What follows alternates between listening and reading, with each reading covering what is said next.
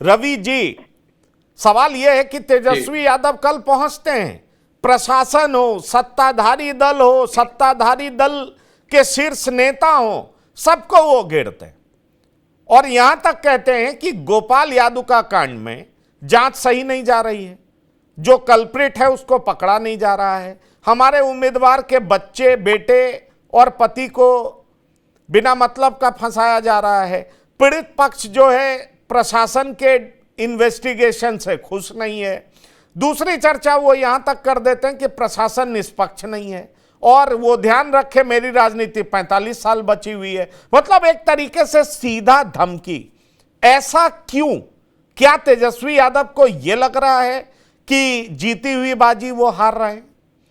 और चूंकि रुपौली उपचुनाव प्रतिष्ठा का ऐसा विषय बन गया है कि मुख्यमंत्री सीधे जाते हैं और कहते हैं इसको हराओ, बीमा भारती को हराओ, हमने इसको मंत्री भी बनाया, इतने बार विधायक भी बनाया, लेकिन धोखा दे करके भाग गई। दूसरी तरफ तेजस्वी यादव कई तरह की बात करते हैं। आप इस पूरी राजनीति में क्या देख पा रहे हैं? क्या तेजस्वी यादव पिछड़ रहे हैं इसलिए इस तरह की बात कर रहे हैं? क्या तेजस्वी यादव को हार का डर सता रहा है इसलिए प्रशासन पर पहले से ही थोप दे रहे हैं? आखिरकार क्या दिखाई पड़ रहा है रुपौली में आपको? देखिए पंकज जी, जहां तक हम देख और समझ पा रहे हैं, रुपौली में जो 3 दिन पहले का सिनेरियो था वो सिनेरियो अब बदलता हुआ दिखाई पड़ रहा है। वो नंबर 1। नंबर 2 बात निश्चित रूप से प्रतिपक्ष के नेता तेजस्वी प्रसाद यादव की बौखलाहट है। अब देखिए, जो हम लोग बात कर रहे थे पप्पू यादव की, पप्पू यादव शुरू से ही छायावाद के रूप में बात कर रहे हैं।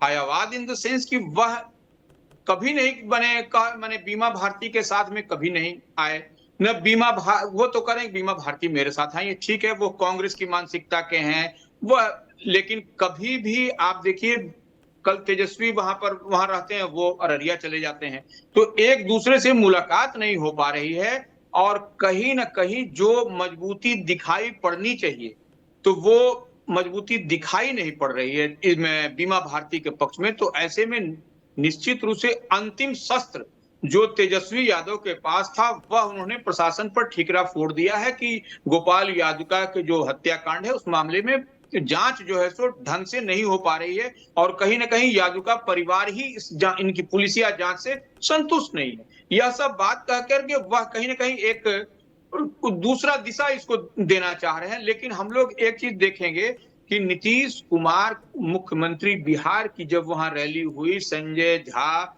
जो कार्यकारी जो अध्यक्ष हैं, वो उनके बाद देखिए तमाम एनडीए के चिराग पासवान से लेके जीतन राम मांझी तक वहां गए और तमाम एनडीए का फोर्स वहां पर ताकत झोंकता हुआ दिखाई पड़ा। और सबसे बड़ी बात यह है कि इन सब के बाद और जो वहां पर जनता वहां की क्या बोल रही है कि हम लोग तो जो टीवी में देखते थे जिन लोगों को, वह अब हम लोगों के दरवाजे पर हाथ बांधे हुए और हाथ जोड़े हुए खड़े। तो ये क्या, और ये कौन लोग हैं खड़े? यह एनडीए के लोग खड़े हैं।